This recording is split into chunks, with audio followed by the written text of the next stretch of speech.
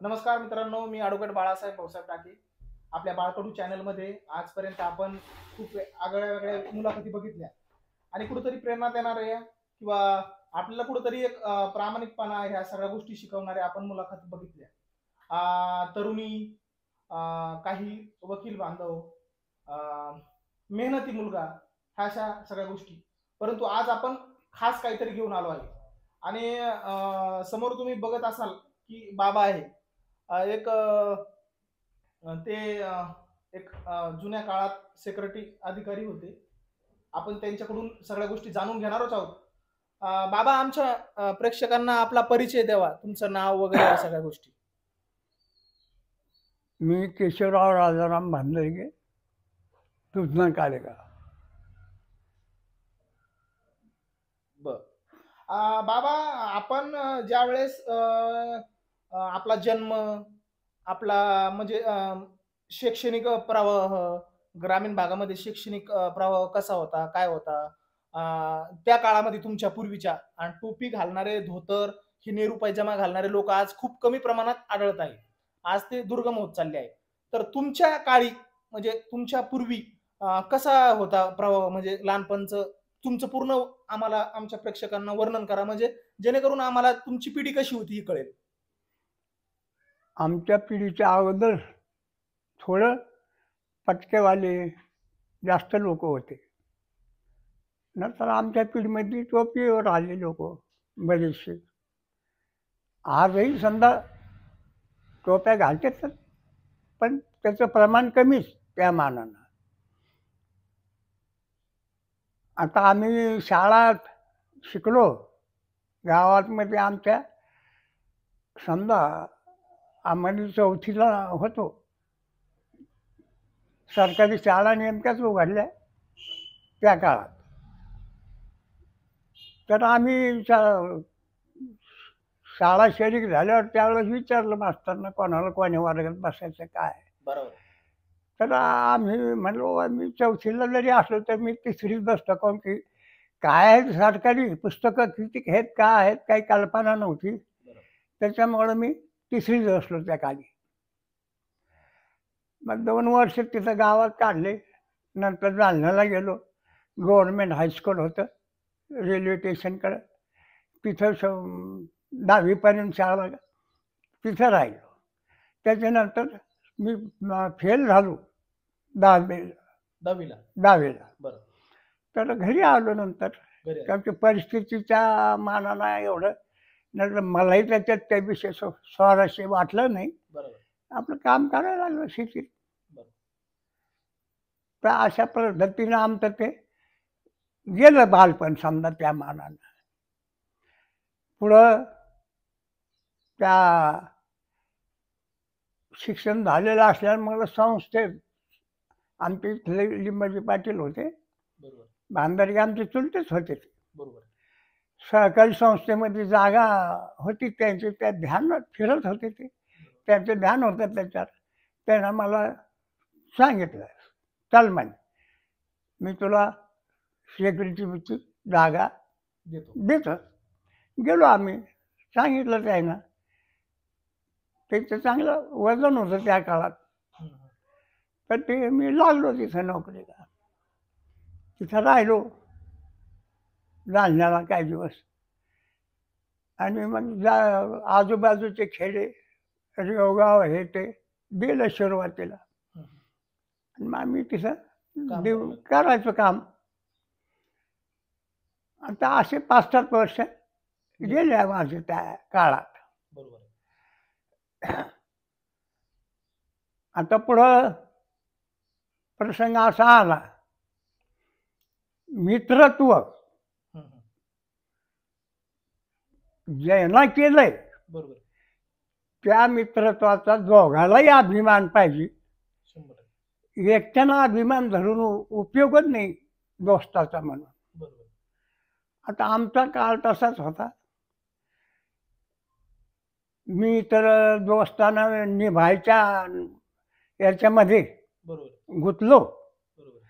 पण मला त्या काळात एवढी समज नव्हती की दोस्तानं काय काय होतंय, काय काय जातंय. बरोबर. तर त्याच्या काळात ते आमच्याकडं संस्थेचा प्रॉब्लेम झाला. बर. त्याची चौकशी झाली, त्याची ही झाली. हं. त्याच्या लोकाला पावत्या त्या फाडवून द्यायला लावल्या बरोबर. चेअरमननं, हां, हां. की जे नाही म्हणतात पैसे आमच्याकडे एवढे, हं. त्याचे पैसे पावत्या देऊन टाका त्याला. बरोबर. दिले. त्याला पावत्या दिल्या. 100%. आता त्याच्यानंतर पुढं केस उभी झाली. तुमच्यावर केस दाखल झाली. आमच्या म्हणजे त्या संस्थेवर झाली. संस्थेवर झाली. आता त्याच्यात आम्ही दोघं आलोच. बरोबर आहे. ते मला म्हणे तुम्ही त्या रजिस्ट्रार करून ऑफिसात माणूस आला तपासणीला नंतर. बरोबर. कारण की त्यांच्या रिपोर्टवरून केस होणार. बरोबर. तर ते साहेबाचं आमचं सगळं बरं होतं. हं. मी साधारण त्या मानानं बरा होतो बरोबर आहे. संस्थेमध्ये. चांगलं तुमचं काम वगैरे. काम वगैरे वरतून नवीन येणाऱ्या मुलांना काम देणं, शिकविणं, त्याचं आलं नडलं सगळं आपण करणं, बरोबर. हातभार लावणं, त्याला 100%. अडचण येऊ न देणं. बरोबर. ह्या माझ्यासमोर मी ज्यावेळेस नोकरी लागलो त्यावेळेस अडचणी होत्या. 100%. त्या मी नंतरच्या माझ्या काळात कोणाला येऊ नाही दिले. 100%. आणि त्यामुळं मग थोडंसं बरं होतं. ते साहेब सालवी म्हणून होते असिस्टंट रजिस्ट्रार. बरं. त्याचं आपलं बरं होतं. त्यानं ती चौकशी केली. अरे म्हणजे कसं काय? म्हणजे असं असं हे साहेब. त्याचं आपला दोस्ताना आहे. ते म्हणजे येडा झाला. अरे दोस्ताना म्हणजे काय जिन्नस आहे? की तू नोकरी जायचा प्रश्न आहे ना आता ह्यो. 100%. त्यानं नाही पैसे भरले तर म्हणलं नाही नाही पैसे भरतो मला. काय बाबा आम्हाला काय करायचं? तू जर तयार आहे तर. पण तुला सांगतो की हे तू चांगलं नाही केलं. चुकीचं केलं. चुकलेलं आहे तो. मी म्हणलं साहेब तुम्ही सवलत द्या. तुमच्याकडून जेवढी माझ्याकरता होईल तेवढी सवलत द्या मला. मी त्या मुदतीत त्याला पैसे भरायला लावतो. ते ऊस आहे त्याच्याकडे असं आहे तसं आहे गोरहाळ करू भरू म्हणला. बरोबर. म्हटलं बरोबर काय हरकत नाही. त्याला दिली सवलत. आता ते महिन्याला आमच्या सुपरवायझिंग युनियनला यायचे. बरोबर. मग ते 4-6 महिने गेल्याच्या नंतर म्हणले हो आम्हाला आता रिपोर्ट द्यावा लागेल. तू पहा जाऊन पुढच्या वेळेस आल्यावर मला सांग काय काय. 100%. म्हणलं बरं. आता त्याच्याकडे गेलो. ते म्हणजे हा गोरहाळ चालूच आहे आता भरूनच राहिलो. भरतो. पैसे त्यानं भरले. पण त्याच्या नावानं भरले. त्याच्या नावानं भरली. म्हणजे आमच्या दोघीच्या नावानं रक्कम टाकली होती ना. हां, त्याच्या नावानं भरली. हां. त्याच्या नावानं भरीत राहिला. भरून टाकले. पुढे मग ते जावयानं नेले म्हणले पैसे हं. गोरहाळचे. बरोबर. त्यानं मागितले काय करा आता. आपण करतो मी काही ना काही असं तसं. मग ते त्यानं त्याच्याकडून काही झालं नाही. आता बाहेर गेलेले जवळचे पैसे ते मला वापस येतील यांची काय गॅरंटी. 100%. त्याच्यामुळं मग ते फसलो आम्ही त्याच्यात. म्हणजे मित्रामध्ये सगळ्या गोष्टी कधी म्हणजे मित्रत्वच झालंय. बरोबर आहे. आता ते लोक म्हणते कोणीही म्हणतो समाज किंवा एवढी साधी गोष्ट नाही समजली काय मित्रत्व गळ्याचं मातीचं. बरोबर. म्हणजे जिथं निखोल स्वार्थाचा जमा गोळा झाला आहे तिथं त्याला मित्रत्व फित्रत्व कसं तर काय समजतं. मित्रांनो म्हणजे बाबांनी सांगितलं की त्यांच्या काळ कसा पूर्वीचा होता. आणि दुसरी गोष्ट म्हणजे मित्र या सगळ्या गोष्टी आजच्या घडीला मित्र. परंतु पूर्वीच्या काळामध्ये मित्रासाठी काहीही केलं जायचं. म्हणजे अक्षरशः आजही त्या गोष्टी आहेत. परंतु स्वार्थ बाबांनी सांगितलं तसा. बाबा आज तुम्ही या सगळ्या गोष्टी मित्राच्या आपल्याला सांगितल्या. परंतु तुमचं लहानपण कसं होतं? म्हणजे तुमचं कॉलेज, शाळा, मग तुमचं लग्न कधी झालं? आता ते शाळा तर सांगितलं मला मी. बरोबर आहे. इथंच गावात मग आपलं जालन्याला शिकलो आणि सोडून दिली कुठे मी नापास झाल्यानं. लग्न कधी झालं बाबा? त्याच्यावर 4-6 वर्षांना लग्न झालं. लग्नाचा काही प्रसंग आम्हाला सांगू शकाल? तुमच्या पूर्वी काळात कसं लग्न वगैरे? लग्न म्हणजे आता जसं लागतं ते एवढं. आता जे आलं समजा डेकोरेशन हे आमचं हे तर आमच्या काळात एवढं विशेष काही नव्हतं. आपलं बँड वाजा लावला की आटोपलं लग्न. मांडव वांडव टाकायचे. परंतु आताच्या काळामध्ये कसं होतं बाबा, की आमच्या काळामध्ये असं आहे, की आम्ही म्हणतो की हीच मुलगी आम्हाला करायची, ही करीन नाही तर हां. मी लग्नच नाही करणार, नाहीतर मरून जाईन, हं. किंवा ह्या सगळ्या गोष्टी. तर तुमच्या काळात काही तुमच्या आई वडिलांना तुम्ही आमच्या असं बोलत होता का? काळात काही नव्हतं. आमच्या काळात आम्हाला पाहायलाही जायचं काम नव्हतं. जे वडील ठरवतील हं. त्या मुलीसंग लग्न लागायचं. म्हणजे आयुष्यभर तीच सोबत राहायची. आयुष्यभर तेच राहील.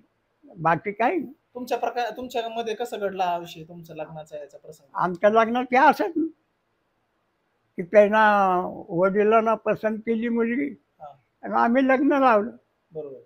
संपलं त्याचं. तुम्हाला मुलगी किती, मुलगी वगैरे कसं तुमचं परिवार? 2 मुलं हा, आणि 1 मुलगी. बरं. मुलांचं पण सगळ्या गोष्टी चांगल्या आहेत. चांगल्याच आहे. सेक्युरिटीमध्ये सगळ्या हां. गोष्टी केल्या. आणि विशेष मी तुमच्या नातवाकडून ऐकलं बाबा, की तुम्हाला पुस्तकाची खूप आवड आहे, गड किल्ले वगैरे हं. या सगळ्या गोष्टी. आणि त्याबद्दल काय सांगा, पुस्तकाचं हे तुम्हाला कसं प्रेम, पुस्तक प्रेमी तुम्ही पुस्तक कसे झाले? वाचायचं मला पूर्वीच नाद होता. शाळात तर होतोच मी. बरोबर. पण आम्हाला एक धडा होता. गावात होतं मी तेव्हा त्यावेळेस. रुस्तुम सोहराब म्हणून रुस्तुम सोहराब धडा होता हे. धडा. की ते वडील मुलगा जसं मेहनती म्हणजे पहिलवान होता तो बरोबर. रुस्तुम. रुस्तुम. आता त्याच्या आईला वाटायचं पुढं तिला गर्भ राहिला. तिला वाटायचं हे याच्यासारखाच याला घेऊन जाईल, तिकडंच पहिलवान करीन आणि आपल्याला काय. म्हणून ती म्हणजे मुलगी झाली म्हणून त्यांना ठेपा द्या. तो काही मागा आला नाही. नाही. त्याला वाटलं मुलगी झाली काही राहायचं नाही. ते बायकोला भेटायला आला नाही आणि काय. तर असा किस्सा आहे. अचानक एका समजा मुकाबल्याच्या ठिकाणी दोघं बाप लेकरं एकत्र येतात मुकाबल्याला. बरोबर.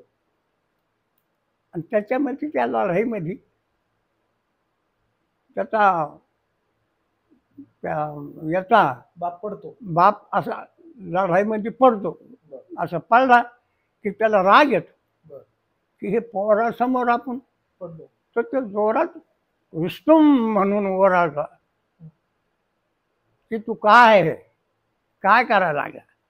त्यानं उचलला भाला रुस्तुमला आणि समोर मुलगा होता तर मारला त्याला त्या रागात. आता ह्या त्याच्या मुलाच्या कानावर त्याच्या रुस्तुम म्हणून आवाज आलेला. त्याला वाटलं हे आपला बाप आहे काय की. तू त्या शब्दाच्या नादात असताना यानं त्यानं भाला मारला आणि तो पडला खाली. मग गेला त्याच्याजवळ. ते म्हणजे तुम्ही कोण आहे काय. त्यानं मग सांगितलं मी रुस्तुम हे खाल्ला नाही. ते म्हणजे तू मी आमका आमका रुस्तुमचाच मुलगा आहे. बरोबर. मग त्याला वाटलं बायकोनं आपल्याला खोटं सांगितलं खोटं सांगितलं. आणि तो मेला ते नंतर समजा मुलगा. हा, तर हे असं किस्सा ऐकल्यापासून थोडंसं मला वाचायचा आवड लागली. आवड ह्या लागली की गोष्टीपासून काय आहे म्हणून त्याच्यात. बरोबर आहे. म्हणून मी आपला वाचित राहिलो पुढे. जसे मिळते तसे.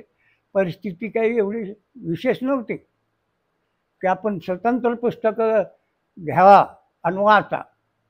पण प्रयत्न तसा हे राहायचं मला किंवा आपण विकतच घ्यायला पाहिजे. जे आपल्याला आवडलंय ते पुस्तक विकत घेऊनच वाचायचं. जसे जसे ज्या मानानं जमन त्या मानानं जमा करीत राहिलं.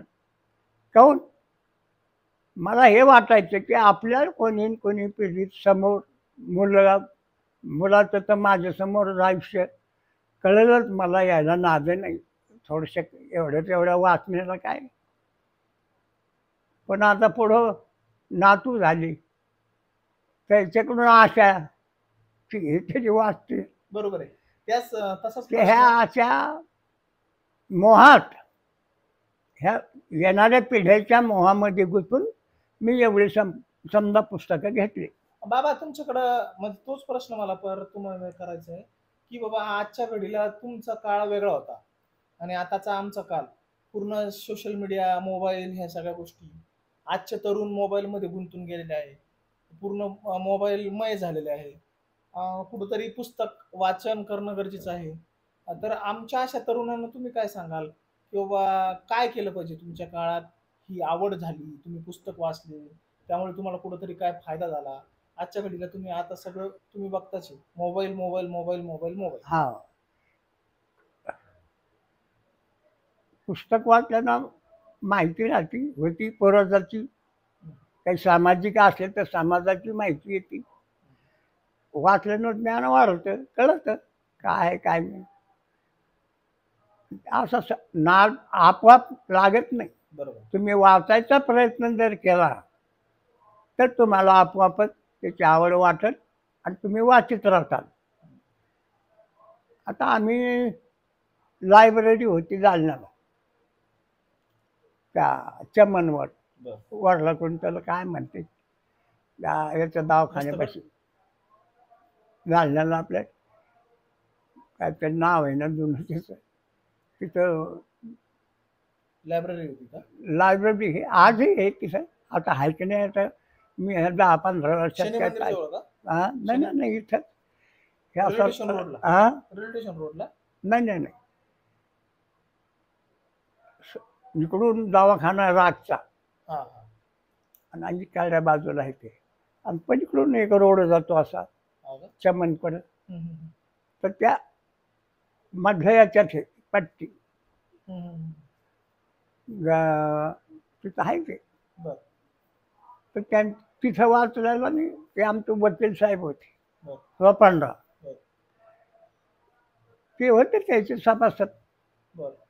मग मी आपला त्याच्या नावावर पुस्तकं घेऊन यायचो गावाकडं 2-1 आणि वाचायचो. वाचले की नेऊन द्यायची, पुन्हा आणायची. पण ती मला जाण्या येण्यात जास्त जसं नंतर नंतर वाटलं की हे असं नको, कारण की ते पैसे ते भरायचे, आपल्याला काही त्याचं घेणं 100% नव्हतं. 100%. बाबा, आणि तुमच्याकडे आजच्या घडीला पुस्तकं किती असतील? कोणत्या कोणत्या प्रकारचे आपल्याकडे पुस्तकं आहे? कोणत्या कोणत्या सगळ्या गोष्टी आहेत?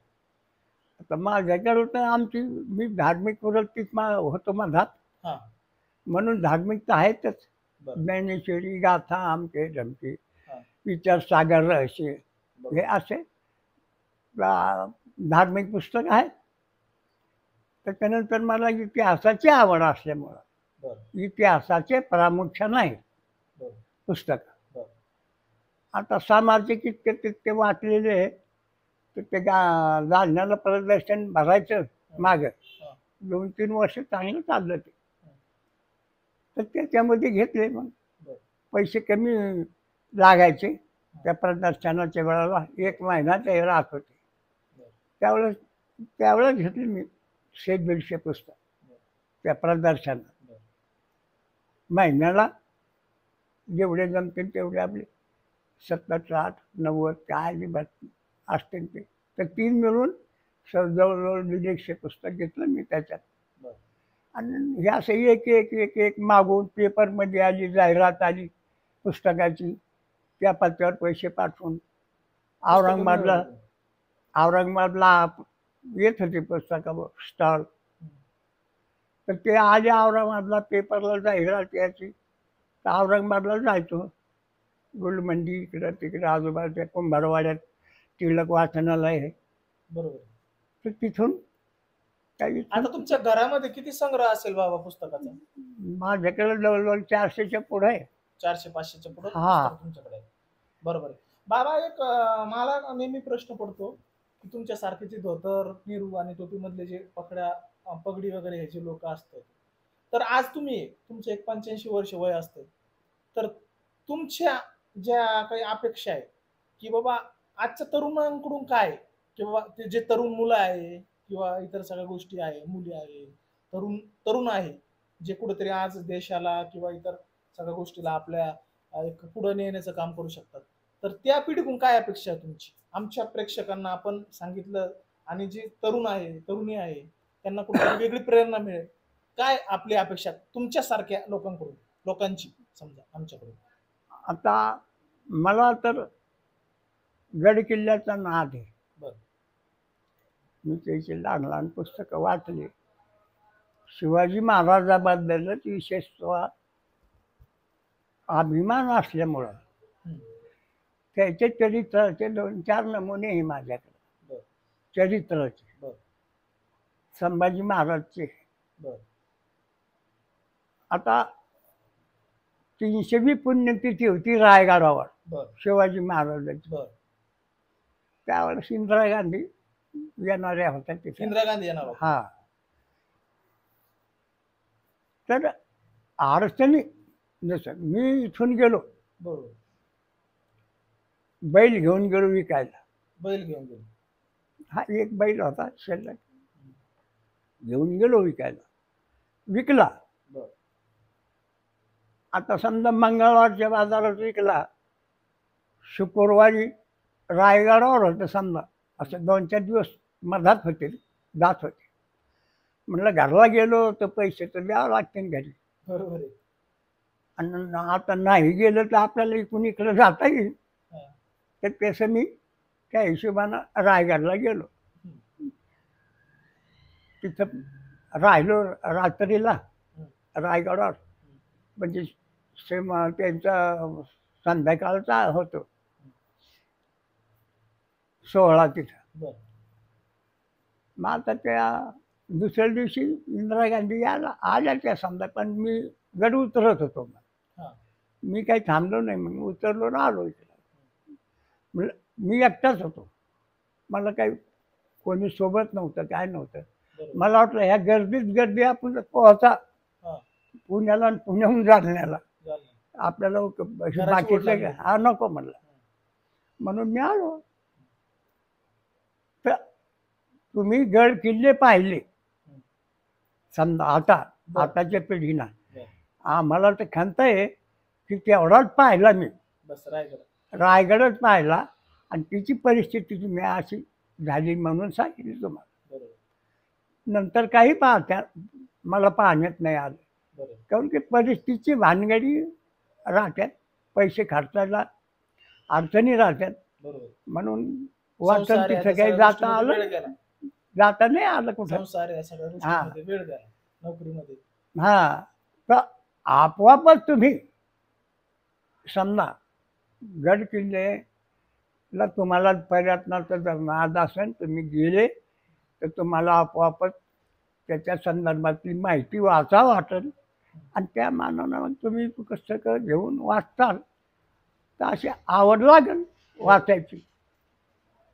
आता तुम्ही पुस्तक घेतलंच नाही तर वाचलंच नाही तर आवडीचा काही प्रश्नच येत नाही. बरोबर. तरुणांकडून काय अपेक्षा आहे तुम्हाला? नवीन? त्यांच्याकडून नवीन का अपेक्षा आहे? आता हे असंच आहे की तुम्ही बाबा वाचक व्हा, हां. वाचलं हां. तर कळलं, बरोबर. तुम्हालाही कळेल, तुमच्या पिढीला तुम्ही सांगू शकता काय काय नाही. ही जी माहितीची परंपरा आहे त्या मानानं चालत राहील हळूहळू. आजच्या घडीला बाबा काय झालं, तरुणी डिप्रेशन मध्ये जात आहे, आत्महत्या करत आहे. हा, तुमच्या काळात अशा काही घटना घडत होत्या का? काळात तर कोणत्याही घटकात, पण प्रमाण एवढं नव्हतं त्या काळात. बरं, ह्या लोकांना काय सांगसाल बाबा तुम्ही? तुमचं आता एवढं सगळं आयुष्य गेलं, हो. नोकरी केली, हम्म. तुमच्याही स्वतःवर खूप अशा प्रसंग अडचणी आल्या असेल. आल्या. एखादा प्रसंग सांगावा, आणि आपण ह्या प्रसंगावर कशी मात करायला पाहिजे, आणि जिद्दीनं पुढे जायला पाहिजे, असं आपण काय सांगसाल आमच्या तरुणांना? आता मी आता आपला स्वतःचाच किस्सा सांगितला तुम्हाला, मी मित्रामध्ये, हो, गुंतलेलो. हो हो हो, बरोबर, 100%. आयुष्यात माझा तेवढाच प्रसंग कठीण होता माझ्या. बरोबर आहे. पण ते पूर्ण आपण केला. 10-15 वर्ष मला चक्रा मारावं लागल्या, झालं काही नाही, हं. पण चक्रा मारावं लागलं कोर्टाला, बरोबर आहे. जालन्याला हो, औरंगाबादला हो. तर अशा फेऱ्या मारल्या, याच्यातच दिवस गेले. बरोबर. तर त्या मानानं मग असं वाटतं की बा आपलं त्यावेळेस चुकलं म्हणा, हं. तर त्याला काही इलाज नाही. बरोबर. जी होऊन गेली गोष्ट त्याला पाश्चात्तापाला काही, त्याला पैसे भरायला लावले मी. हं. नंतरही समजा हं.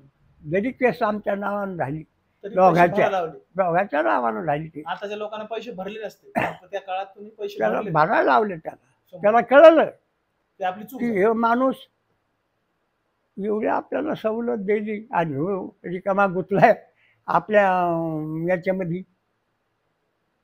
ऑडिट व्हायची होती, त्याला कोणतरी सल्ला द्याला, ऑडिटमध्ये तुम्ही निर्दोष झाले तर काय वाचा नाही तुमचं. हं. आता त्याला हे माहीत होतं की याचा परिचय ऑडिटर संघ याच्या संघ आहे, त्या खात्यातलाच असल्यामुळे याला माहीतच आहे. बरोबर. मग ते म्हणे मला की बाबा आपलं ऑडिट हे हं. काही दप्तर तहसीलला होतं त्या काळात. हं. म्हणलं हो येऊ द्या, आहे तर मी आहे ना, मी कुठं नाही जात. बरोबर. फक्त त्याला सांगितलं तुम्ही या पैसे भरा, बरं. काही होत नाही, 100%. अजूनही होईल, काही होत नाही. मग त्याला विश्वास आला माझ्या म्हणण्याचा, त्यानं पैसे भरून टाकले. पुढे ऑडिट आलं, नंतर ऑडिट घेतलं आम्ही. त्या ऑडिटरला सांगितलं, दांडगी म्हणून होते त्या काळात ऑडिटर नंबर 1, श्री नंबर 1 म्हणून. तर त्यांना सांगितलं, म्हणलं साहेब आम्हाला 1-2 महिने थांबा तुम्ही, म्हणजे पैसे भरून टाकते आणि मग आम्हाला तुमचे ऑडिट झालं म्हणजे आम्हाला रिपोर्ट येईल, काय हरकत नाही. थांबले ते. आम्ही पैसे भरल्याच्या नंतर ठेपा द्यायला त्याला औरंगाबादला राहत होते ते. नंतर आले ते, ऑडिट झालं, रिपोर्टही झाले, सगळं झालं. फक्त क्लेम माझ्यावरच राहिला की सेक्युरिटीला हे चेक कोणाचा आहे त्याच्या पाठीमागं सही करावं लागते त्या चेकचे. चेकच्या पाठीमागं. समोर तर राहतेच, बरोबर. त्यांना लिहिलेलं आहे ते. बरोबर. पण त्याच माणसाला हे दिलं असं त्याचं निदान समजा. 100%. बाकीचे ते काय नाही चालत, लिहिणाऱ्याला गुतत होते. हं. चेअरमनला काय घेणं नाही देणं नाही. ते समजा त्या चेअरमनच्या हिशोबानं आपल्या सह्या केल्या, हं. पण लिहिणाराची स्वाक्षरी असल्यामुळं ते चेक समजा 1-2 जणांचे त्याच्या सह्याशी जुळले नाही ते, बरोबर. तो क्लेम होता फक्त माझ्याकडे. तरुणांना काय सांगसाल की बाबा जे आत्महत्या करून राहिले किंवा ते प्रवृत्त होत आहे, अशा लोकांना आपण काय सांगसाल? नाही, आत्महत्याचाच प्रसंग. हं. आता तो पुन्हा तसाच प्रसंग मग स्वतःच्या जीवनावर आलेला आहे तो. तुमच्या? हां, पण एवढा कमजोर विचार मी नाही केला कधी. नाही. आत्महत्याचा विचारही मनात नाही आला. असं वाटलं नाही की आपण आता कसं व्हावं आपलं, आणि एवढं मोठं पंचायती चालल्या आपल्या मागं लागल्या. बरोबर. मी मनात नाही आणलं. म्हटलं येणाऱ्या प्रसंगाला तोंड समोर तोंड द्यायचं. द्यायचं. काय करायचं, विचार करायचं काम नाही. बरोबर. कारण की आपण काही एवढं हे थोडी. 100%. तर त्या प्रत्येकानं हे विचार करायचा, सुखदुःख तर राहतच, बरोबर. येणार जाणार. बरोबर. पण त्याच्याकरता आपल्याला काय करता येईल, त्याचा मुकाबलाच करावा लागतो. धीरानं त्याला सामोरं जावं लागतं. त्यावेळेस काहीतरी निघतं त्याच्यातून मार्ग. बरोबर. वैताग आला आणि गेले म्हणजे आत्महत्या केली, लटकली, कशाला औषध केले. हां. ह्या भानगडीच्या नादी नाही लागू लोकांना. बरोबर. पण आता त्या विचारामध्ये करून टाकते, बरोबर. विचार नाही. विचार नाही करीत म्हणून. बरोबर. आता विचाराची तुम्ही जर वाचक असले बरं 100%. तर तेवढं तुम्हाला आधार मिळतो बरोबर. आणि तुम्हाला कायच्यातच काही गंध नाही. हं. तर मग वैताग आलं की गेलं. गेले. विचार करायला कुठं जागा नाही ना. बरोबर. त्याच्यामुळं असं घडतं. बरोबर आहे. बाबा पूर्वीच्या काळी छत्रपती शिवाजी महाराज असेल, इतर महापुरुष असतील, सगळ्या गोष्टी आपल्याला काहीतरी वेगळं सांगून गेले. कालच काही मालवण रायगड तिकडं हा छत्रपती शिवाजी महाराजांचा पुतळा पडला. हा अ, एक दुर्जन्य घटना आहे. हा ती काही सांगून कोणत्या गोष्टी नाही. परंतु जे हे लोक काम करतात किंवा सगळ्या गोष्टी पूर्वीचे लोकही पुतळ्याचं किंवा हा स्मारकाचं काम करत होते. हा तर ते प्रामाणिकपणे आणि इमानदारीनं किल्ले समजा जे आहे छत्रपती शिवाजी महाराजांचे, इतर हा सगळ्याच राजांचे. तर विशेष करून अहिल्याबाई होळकर यांनीही खूप मोठे दुर्गम सगळ्या गोष्टी केल्या. तेही लोक होते आणि आताचेही लोक आहेत. हम्म. तर आताचे लोक का बरं असं सगळ्या गोष्टी? त्या घटनेबद्दल तुम्हाला काय वाटतं, की जी मालवणची घटना घडली, हा छत्रपती शिवाजी महाराज एक युग पुरुष, एक कुठेतरी त्या माणसानं कुठेतरी आज महाराष्ट्र इतर सगळ्या गोष्टीला एक अभिमान, तेजमय सगळं जीवन तुम्ही आम्ही हा सगळेच हा त्या व्यक्तीला मानतो. आणि हम्म, जगातील असा कोणताच व्यक्ती नसेल की छत्रपती शिवाजी महाराज वाचक असलेला माणूस की हम्म, त्याला माहिती नाही असं. हा तर जी घटना घडली त्याच्याबद्दल आपण काय सांगाल? आता घटना घडली हे तिथं याचं लक्षण येते की कामावर दुर्लक्ष आहे. ज्याच्यावर जबाबदारी आहे, त्यांनाही परस्परच पाहिले. दुसरं ज्याला दिला आपण ठेका द्याला त्यानं लावला कडीला असा. त्याच्या विशेष काही निगराणी नाही राहत आणि ढकून जाते. बरोबर. आतापर्यंत हेच चाललंय, असंच घडत गेलं. आता शिवाजी महाराजांना त्या उंदेरी बेटावर तिथं किल्ला बांधलेला आहे. कुंद्री बेटावर. हा इथं तिथं मालवणला आजूबाजूला आता जेवढं काही मला ध्यान नाही त्याचे वाचू नाही, तर तिथं किल्ला बांधला नवा. बर. त्या हापसाच्या ताब्यात होता जंजिरा. जंजिरा. त्या हापशाकडं होता. बरोबर. ते ह्याला वाटलं ही अडचणी आपल्याला याच्यावर हल्ला करायचा, हे आपल्या ताब्यात घ्यायचं आहे. प्रयत्न भरपूर केले, पण तिथे काही सक्सेस झाले नाही बरोबर. त्याच्या काळात. मग त्याच्याकरता त्यांना शिवाजी महाराजांना तिथं दुसऱ्या बाजूला अंतरानं किल्ला बांधला. बर. आता किल्ला बांधला, उभा केला, तर तिथं आजही पडलं नाही काही, आजही ती पडझड नाही. पडझड नाही. तिथलं जे बांधकाम ते सगळं हा. आजही साबूत आहे. समुद्राला नेहमी लाटा लागत त्या कामाला. कितीतरी स्पीड ना सगळ्या गोष्टी, हा तुफान पण ते वारं. आता त्याचा विचार करूनच बांधलं ते. बरोबर. हे तरी त्याचाच विचार आहे ना, त्यालाच असणार. 100%. पण तरी दुर्लक्षामुळं हे असं घडलंय. बरोबर. तरी घडायला नको पाहिजे, घडलं त्याला नाही. झाल्या गोष्टीला तर काही कोणाचा विलाज नाही. बाबा असं नाही वाटत का की बाबा छत्रपती असो किंवा इतर कोणतेही महापुरुष असो, हा की त्यांचा आपण स्मारक करतो. माणसानं इतर गोष्टीमध्ये पैसे खाल्ले पाहिजे, त्याची मलाई खाल्ली पाहिजे. परंतु जे असे युग पुरुष असतात किंवा इतर जे लोक असतात, की अशा लोकांमध्ये तरी आपण आपला स्वार्थ किंवा या सगळ्या गोष्टी नाही ठेवल्या पाहिजे. हा तुम्हाला काय वाटतं? हा ना, बरोबर आहे, नाही पाहिजे ना. पण आता त्याला काय, समाजाच्या नाना विचाराची माणसं ते घडवतात त्याच्यात. एवढं मागं पुढं होतं काही ना काही. बरोबर. एवढं व्यवस्थित चालले बरोबर. तर पंचायतीचं काही काम नाही मग असं. 100%. मित्रांनो, आपल्याला बाबांनी खूप छान प्रकारे अशी सगळ्या गोष्टी सविस्तर माहिती दिली. ती समजून घेऊन कुठंतरी आपला जीवन प्रवास कसा केला पाहिजे. हे असे जे लोक असतात की ज्यांच्या वयाचा अनुभव, आज त्या बाबांचं 85 वर्ष वय आहे आणि आजही ते एकदम दृढ आणि सगळ्या गोष्टी त्यांचा एक विचार आहे. आजचे आपले विचार, आपली घटना, आपण कुठंतरी एक विसंगत होत चालली आहे. कुठेतरी आपले विचार वेगळ्या दिशेने चालले आहे. ते विचार कुठेतरी आपण पॉझिटिव्हली किंवा सगळ्या गोष्टी केल्या पाहिजे. बाबांनी सांगितल्या प्रकारे की पूर्वीचा काळ कसा होता आणि आताचा काळ कसा आहे. पूर्वी हे इमानदार किंवा सगळ्या गोष्टी होत्या. आजही लोक आहेत इमानदार या सगळ्या गोष्टी, परंतु कुठेतरी आज स्वार्थापोटी कुठेतरी एक विसंगत होत चालली आहे. ती कुठेतरी बदलली पाहिजे. मित्रांनो, तुम्ही हा व्हिडिओ नक्कीच बघावा. कमेंटच्या माध्यमातून आपल्याला सांगावं. बाबांचं छत्रपती शिवाजी महाराज, इतर सगळ्या गडकिल्ले वगैरे ह्या सगळ्या गोष्टीवर खूपच चांगला अभ्यास आहे. येणाऱ्या काळामध्ये अजूनही बाबाकडून आपण चांगल्या चांगल्या गोष्टी आपण जाणून घेऊ. बाबाची तब्येत ठीक नसतानाही बाबांना आपल्याला चांगली मुलाखत दिली, त्याबद्दल बाबा आपले धन्यवाद. आणि नेहमी आमच्या प्रेक्षकांना आम्हाला मार्गदर्शन करावे हीच आशा व्यक्त करतो. मित्रांनो, अजूनही आपण चॅनलला सबस्क्राईब केलं नसेल तर चॅनलला सबस्क्राईब करा, लाईक करा आणि शेअर करा.